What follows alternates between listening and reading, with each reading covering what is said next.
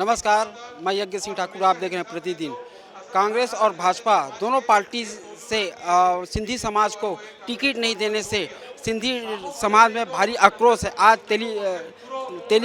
बांधा में समाज के प्रमुख लोग यहाँ उपस्थित होकर अपना आक्रोश व्यक्त कर रहे हैं। यदि और अल्टीमेटम दिया है दोनों पार्टियों को, यदि हमारे समाज के से अगर किसी व्यक्ति को अगर कहीं टिकट नहीं दिया तो हम निर्दलीय प्रत्याशी उतार कर हम चुनाव लड़ेंगे। आइए जानते हैं समाज के लोगों से क्या क्या इनका प्रतिक्रिया है। बड़े तय कर लिए हैं, वो अभी आपके सामने जाहिर नहीं करूंगा। कहाँ से आप लोग दावेदारी किए थे? दावेदारी हमारी जहां सिंधी बाहुल्य क्षेत्र थे, 17 टोटल 18 सीटें थी। भाटापारा हो गई, बलौदा बाजार हो गया, बिलासपुर हो गया, धमतरी हो गया, राजनांदगांव हो गया, रायपुर उत्तर हो गया, रायपुर दक्षिण हो गया, ऐसे करके 18 सीटें हैं। इन 18 सीटों पर भारतीय जनता पार्टी या कांग्रेस को सिंधी समाज जमीन धूल चटाने के लिए तैयार रहता है और रहेगा हमेशा से। मैं संजय मंधान हूँ। बहुत ही निंदनीय है, बहुत ही हमारे समाज के साथ छल कपट किया गया। कोई टिकट नहीं, ना बीजेपी से ना कांग्रेस से। आज हम लोग 5000 से ज़्यादा सिंध इकट्ठा हुए हैं और इसका पुरजोर विरोध करते हैं। हमारा पूरा समाज विरोध करता है और हमको टिकट नहीं देने का आक्रोश है और हम लोग वोट नहीं देंगे, ना बीजेपी को ना कांग्रेस को। देखिए, उम्मीद तो बहुत थी पर किसी ने नहीं दिया है, तो समाज की मीटिंग आज इसीलिए बुलाई गई है कि समाज को क्या करना है।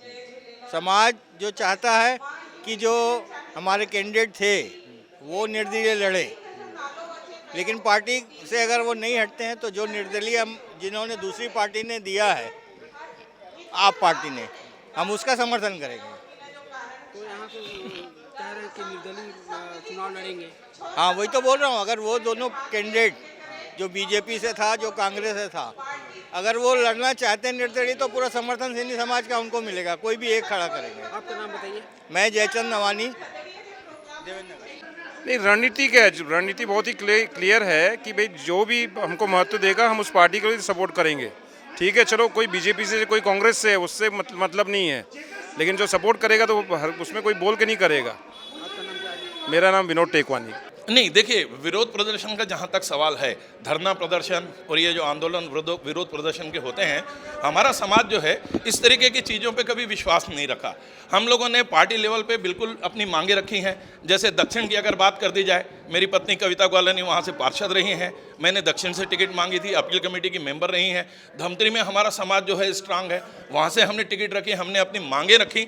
आपका यह कहना बिल्कुल सही है कि हम लोगों ने धरना प्रदर्शन आंदोलन इस तरीके से नहीं किया, लेकिन पार्टी को तो ये पता है ना कि हमारा समाज कितना वृहद समाज है, हमारे समाज की क्या अहमियत है। ऐसा नहीं है कि हमारे समाज के बारे में पार्टी को पता नहीं है। धरना प्रदर्शन वाली बात तो तब आती जब हमें ये लगता कि हमें टिकट ही नहीं दी जाएगी। अभी 2 दिन पहले ही तो फैसला हुआ है कि हमको दोनों पार्टियों से टिकट नहीं मिल रही है। और जहाँ तक धरना प्रदर्शन वाली बात है, तो आज हमने ये जो आंदोलन किया है, अभी नॉमिनेशन फाइल करने के लिए 30 तारीख आखिरी है। कई बार आप भी देखिए, आज मध्य प्रदेश से 4 सीटें बदल दी कांग्रेस पार्टी ने, तो कई बार ऐसा भी हुआ है कि 12th आवर्स पे रात को 12 बजे भी फॉर्म बदल दिए गए हैं। हो सकता है आज की हमारी इस बैठक का, इस जनाक्रोश का संदेश पार्टी के लेवल तक जाए और पार्टी फैसला करने पे मजबूर हो जाए। जी, दावेदारी किए थे दोनों पार्टियों से। तो वहाँ से क्या वहाँ से हमारे किसी भी दावेदार को टिकट नहीं दी गई और बहुत ही नए चेहरे को, बीजेपी से तो नए चेहरे को दे दिया गया। ठीक है, तो अभी ऐसा विचार चल रहा है, ये भी हो सकता है कि समाज प्रमुख विधानसभा पूरे छत्तीसगढ़ में तो नहीं, जहाँ जहाँ समाज निर्णायक स्थिति में है वहाँ पर भी निर्दलीय प्रत्याशी उतारे।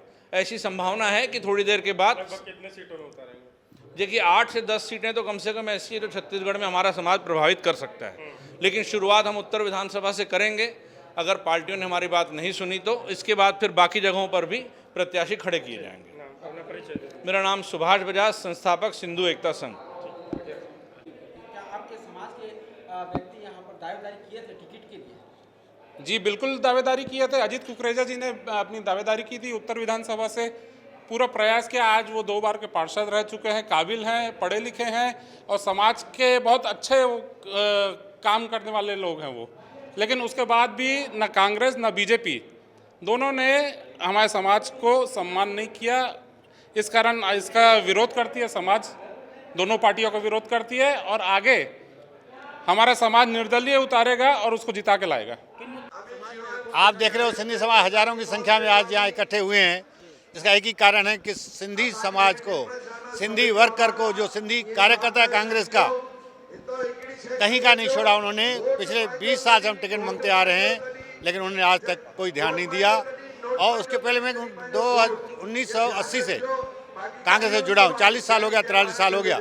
बड़े अफसोस के साथ कहना पड़ा कि मैं बहुत सक्रिय रहता हूँ, हर आंदोलन में कांग्रेस के साथ रहा और आगे भी मेरा विचार है कांग्रेस साथ ही रहूँगा मैं।